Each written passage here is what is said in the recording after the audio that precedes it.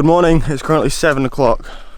We're heading out on a bit of an adventure. We're heading over to a place called, well, it's known as the Secret Beach, which isn't so secret anymore. We were having a look yesterday on TripAdvisor and it's actually ranked number 2, the second most popular attraction to do in Port Pollença. So it's not very secret anymore, but it's pretty early in the morning. We came out early so we could try and catch the sunrise and also escape some of the heat. So hopefully we're going to be the only or one of the few people that are going to be here this morning. We haven't seen anyone else so far on this trail. How far of a walk is it, Jo? Well, I remember it being about an hour. Yeah. And you remember it being half an hour, so we'll see who's right.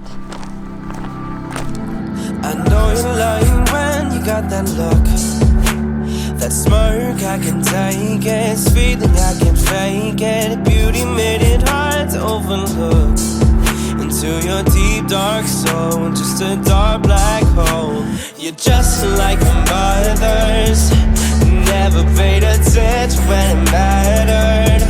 You lied to my face like others. You got my glass heart all in pieces. Oh, making me so mad that I can't breathe. Lying to my face, I could scream. I'm definitely not as blind as you may think. It's taken us about 45 minutes. It's hot, it's sweaty, but we made it. And the sun still hasn't risen yet.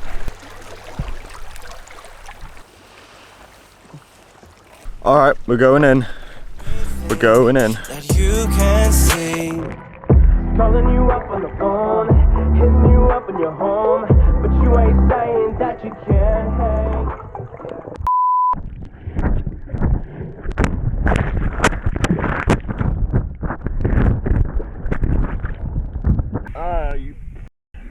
So I am up here being soft because apparently there's loads of jellyfish in the water. Oh, and Cam's just been stung. So there's now jellyfish, sea urchins and wasps. It's not for me. It's not for me. Ah. There's no jellyfish, they won't hurt, he says. I literally swam into a swarm of like 10 and one of the little stung me right under my armpit. How did it feel? It feels like a nettle sting, but about 10 times as feels like 10 nettles stinging you all at once. You told me I was fine and I should just get in. Yeah, there was none. There was none over there, and then I swam over there. There's one of the brothers or sisters of the one that got me. Why? Why do you have to cause me this pain? Alright, we're gonna head back. We only really came here this morning to have like a morning swim, but because of the jellyfish in the water, that meant we can't swim. Alright, update time. We got home from our trek and now we are just walking into town to try and find some place to get a drink and some food. It's a lot cooler today, the sun isn't as strong and it's quite cloudy, but I'm going to go out training later on this afternoon. The reason I didn't this morning was because obviously we went on that trek and we wanted to go early, so I couldn't have trained before that, so I'm just going to train later on this evening. You got my glass heart all in pieces. Oh, oh.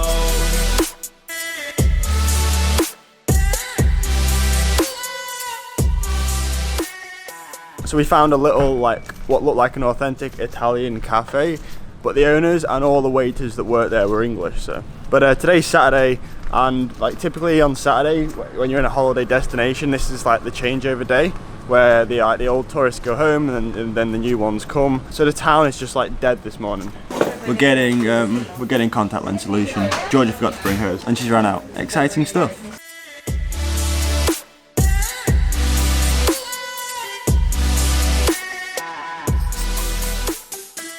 Alright, it's now about 6 o'clock. I'm just about to head out training for today. This week for me, I've got absolutely 0 training objectives. I'm not racing for the rest of the season. So this week is literally just riding for enjoyment. I'm just going to do as much or as little as I want to do with no real structure. If you watched yesterday's video, I headed over to Sa Calobra where I tried to beat my personal best. Unfortunately, I didn't succeed yesterday, but for today's ride, I'm going to try again. One of the most popular rides here in Mallorca is out to the Formentor Lighthouse. If you've cycled in Mallorca, you've probably done that ride. If you haven't, it's basically just an out and back ride over some awesome roads, a few climbs, eventually you get to a lighthouse where you turn around and ride back the same road. My current personal best to the lighthouse and back is 1 hour and I think 25 minutes. Now, although I haven't already done a full gas effort for that road, I did ride the climbs quite hard the other day. So the strategy today is going to be to press on up the climbs and also on the flat, and take it easy and not take any risks on the descents. Combine all that and hopefully we're going to be able to beat 1 hour 25.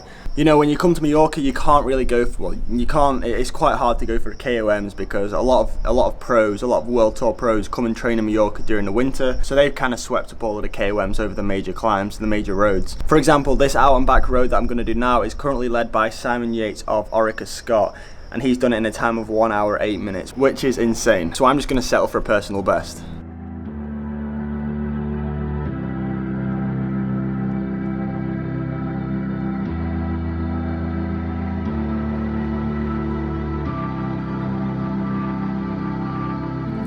I know you're lying when you got that look, that smirk, I can take it, it's feeling I can fake it, beauty made it hard to overlook. Okay, so because today's ride was basically just like a 22 or 23 mile time trial, I couldn't obviously pull the camera out. The only footage I got was from the GoPro.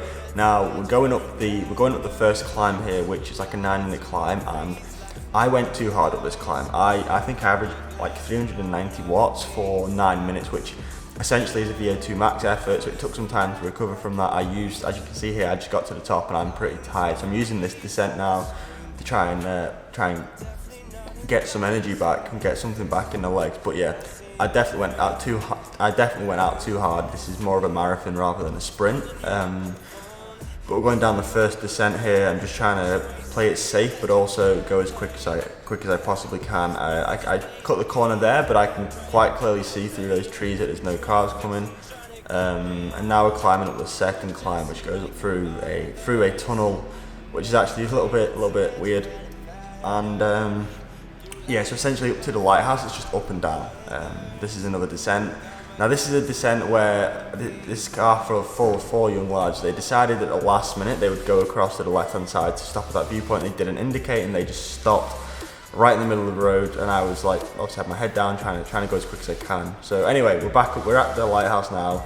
This is the turning around point, which is right at the top, or right at the end of the road. And now we're back on the home stretch, back through this tunnel. Now this tunnel's really weird because you don't, like, from the outside it doesn't look that dark, but when you get to the middle of the tunnel, you can't see a thing, just a light in the distance of where you're gonna end up. Now this was my favourite part of the whole ride.